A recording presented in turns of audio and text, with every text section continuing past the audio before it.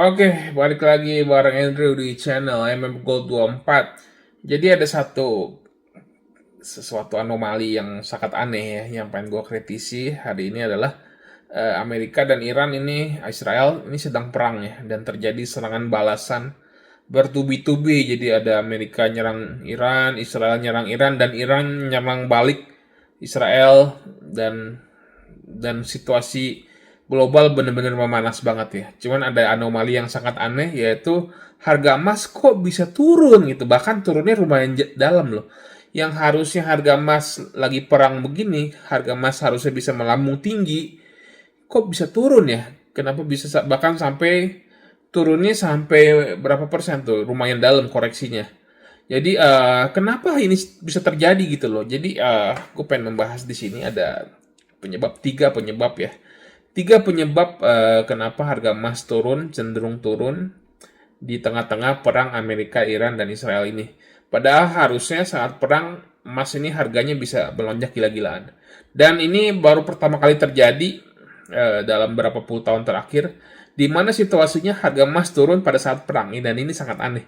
Jadi gue pengen menganalisis penyebabnya. Ada tiga ya, ada tiga yang gue tangkap di sini ya. Oke, nomor satunya adalah jadi harga emas ini kalau nggak salah waktu itu eh, perang Amerika Iran itu sekitar hari Sabtu deh, kalau nggak salah hari Sabtu siang mungkin ya waktu Indonesia. Jadi pada saat hari Sabtu itu Sabtu pagi atau Jumat malam ini berita perangnya udah mulai memanas nih, dan Sabtu pagi kurang lebih jam 9 jam 10 seingat gue ya. Jadi ada penyerangan ya, dan seperti kita tahu eh, pemimpin Iran tewas ya dalam serangan itu ya. Jadi nah dalam di pagi hari itu harga emas tuh sempat melambung tinggi banget itu. Itu kalau kalian lihat harga XAU itu benar-benar melambung tinggi banget. Bahkan dia hampir menyentuh ATH yang hampir mau ATH lagi ya. Cuma tiba-tiba turun. Nah, ini sebabnya nomor satu adalah yaitu aksi mengambil profit taking yang udah pasti ya. Ini karena bisa turun. Kenapa bisa turun ya? Karena mereka investor-investor mengambil aksi profit taking. Itu udah alasan paling dasar ya. Jadi pada saat harga yang Sabtu pagi atau Sabtu siang itu harganya mau naik tuh, udah mulai naik ke pam naik, dan orang-orang pasti akan mengira harga hari Senin bisa lebih tinggi lagi. Nah, ternyata enggak. Ternyata harga hari Seninnya sangat sangat di bawah ya, dan sangat hancur. Ini karena aksi profit taking. Jadi yang pertama adalah karena investor-investor udah mulai memikirkan untuk profit taking dalam jangka pendek gitu loh. Dalam jangka pendek mereka udah enggan lah.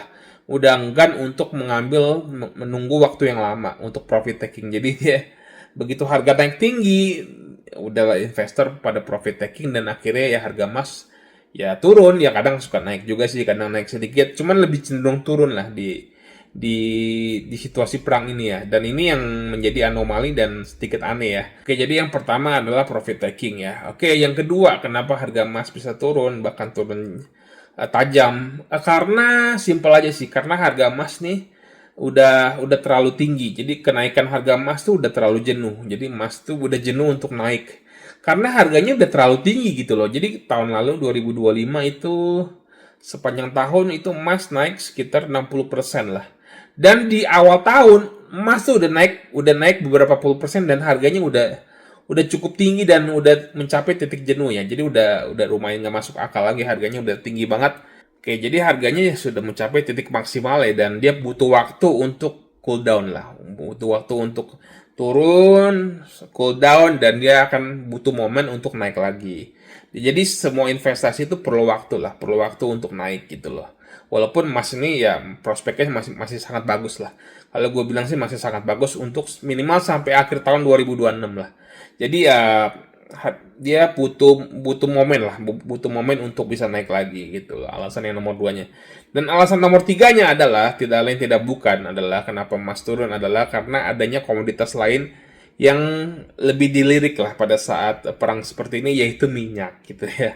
Ya, oil nih kalian lihat harga harga oil dunia ini benar-benar menjulang tinggi sekali pada saat perang ya. Jadi oil ini mengalahkan emas gitu loh. Jadi ada primadona baru pada saat perang yaitu minyak atau oil gitu. Jadi emas sudah mulai sedikit ditinggalkan lah oleh investor-investor. Jadi mereka beralih ke oil karena oil ini lebih menjanjikan lah di dalam perang dibanding emas. Jadi ya penyebabnya tiga itu. Mungkin kalau kalian di kolom komentar ada yang mau nambahin silahkan tambahin. Kenapa bisa turun harga emas di tengah-tengah perang yang harusnya naik gitu loh.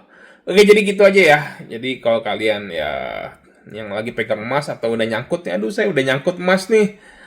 Gimana nih kok masih tambah hancur harganya padahal lagi perang. Kalian tunggu aja. Ini memang ada titik jenuh, jadi memang butuh waktu untuk naik. Jadi kalian tunggu aja. Mungkin sekitar setahun 2 tahun lagi mungkin dia akan mulai bergerak naik lagi. Jadi kalian nggak usah panik dan nggak usah jual rugi lah, kalian tunggu aja lah, minimal jangan di cut loss lah, kecuali kalian benar-benar butuh dana. Makanya ini emas ini adalah investasi jangka panjang, bukan yang hari ini dibeli bulan depan atau minggu depan dijual, itu salah. Jadi emas ini harus ditahan dalam jangka waktu yang cukup lama ya, supaya bisa hasilnya maksimal. Oke, jadi gitu aja ya penjelasannya kenapa harga emas bisa turun di saat perang lagi menggila gini. Oke, gitu aja, sampai ketemu di video berikutnya, bye.